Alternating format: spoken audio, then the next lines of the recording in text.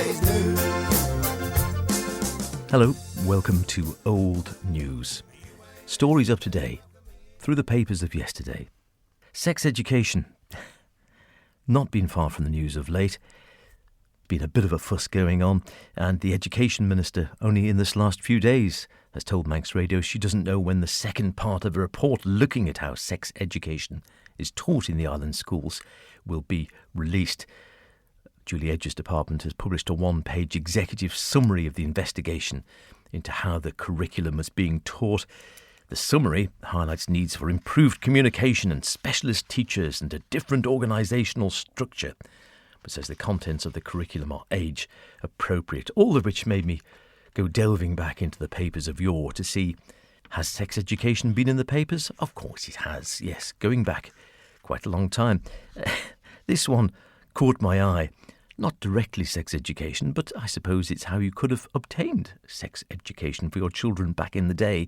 The day being 1852, Thursday, October the 14th, 1852 to be exact. An advert in the Isle of Man weekly advertising circular. Education. A gentleman accustomed to tuition is willing to devote a portion of his time to the education of a private family or select class. His course includes the usual branches of instruction, etc. I take it sex education might fall into that. A good opportunity is offered to adults of either sex whose education may have hitherto been neglected. Apply at the office of this paper. Skipping forward 50, 60, almost 100 years actually, to January the 31st, 1947, in the Ramsey Courier. I rather like this juxtaposition of events, fixtures and coming events. The 4th of February, Ramsey Ladies Cushig Choir Whist Drive at St Olaf's Schoolroom.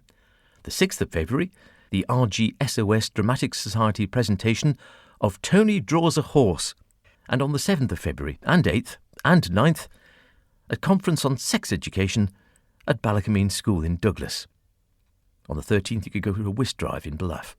Now, talking of sexual education lectures, in the Isle of Man Examiner, Friday, January the 31st of 1947, an article which starts, "The ever-present problem of sex education is to have a prominent place in the island's life next week, when a series of lectures has been arranged in the Ballacameen schools." Hitherto advertised. The lecturer is a lady well qualified, Mrs. Elsie Vincent, BSc, PhD, official lecturer for the Church of England Moral Welfare Council in 4 dioceses in Yorkshire. Mrs. Vincent has 2 children and is a first-class lecturer. She knows all about sex then. The lectures are being held by the United Council of Christian Welfare in conjunction with the Education Authority and are for parents, teachers and youth leaders. All interested are invited to one or more of the sessions.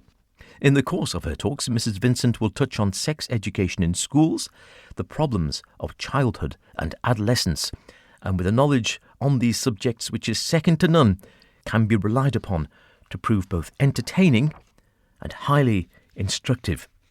The Ramsey Courier of Friday, February the 14th, 1947, also covers this story. Considerable interest was taken last weekend in the conference in sex education held in Douglas. The lecturer, as we've heard, Mrs. Elsie Vincent, BSc, PhD, who is official speaker for moral welfare in the 4 dioceses, as we've heard. On Saturday, Mrs. Vincent spoke to around 80 teachers, including several from Ramsey, and in the afternoon she addressed a parents' session on problems of childhood.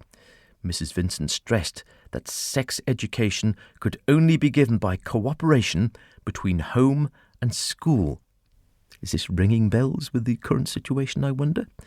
And it was better for children to learn the subject from parents or teacher instead of through obscenity. In 1949, it seems the issue of sex education wasn't so much of a problem on the Isle of Man because there wasn't any. The Isle of Man Times, Saturday, February the 19th of 1949, has a short column which states, "The storm which has broken in England over the question of whether sex education should be part of every school curriculum has so far left the Isle of Man undisturbed. Children are not taught about sex in any school in the island, except when it crops up in the biology class in the secondary schools," which would certainly be useful to a degree. Now, speaking of obscenity and where you might pick up your sex education, I'll leave you with this, the Isle of Man Examiner, Friday, November the 11th, 1949. The School Train. Under the headline, Sex Train, a Menace, Mothers, Reynolds News has published the following report from a Reynolds News correspondent in connection with the issue between Peel and the Education Authority on the question of transport of Peel children to the Douglas secondary schools. Mothers of Peel teenage children are up in arms about what many call the sex train. Every morning, hundreds of children aged between 11 and 15 years catch a special train which leaves Peel railway station to take them to school in Douglas. There is no corridor on the train and no supervision during the hour's journey. Mothers told me, "We have good reason to fear that the sex education the children get on this crowded train is doing a great deal of harm." I'll leave that with you, to just what the children might have got up to on their hour's journey on the train with no corridors between Douglas and Peel. Whichever way you look at it, sex education, it seems, is old news. Cheerio. I should make up my mind, I got nothing to lose. You're gonna be yesterday's news.